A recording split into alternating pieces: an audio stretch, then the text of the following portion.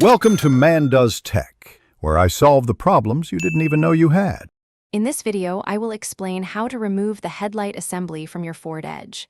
This task, while manageable, involves a few key steps to ensure a smooth process. You'll need to gain access by carefully moving the front bumper cover, then unfasten the assembly, and finally disconnect its electrical components. We'll cover each step to help you confidently complete the job.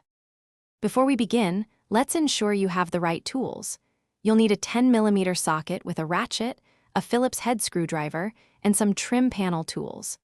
A small flathead screwdriver can also be very helpful for stubborn clips. The first crucial step is to carefully remove the front bumper cover. This provides the necessary access to the headlight assembly's mounting points and wiring. With the bumper cover out of the way, you'll now see the headlight assembly clearly. Look for 2 to 4 10mm bolts that hold it in place.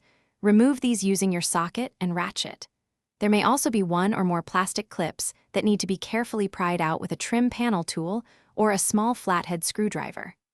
Once all fasteners are removed, firmly but gently pull the assembly straight forward to release it from its alignment pins. The final step for removal is disconnecting the electrical connections.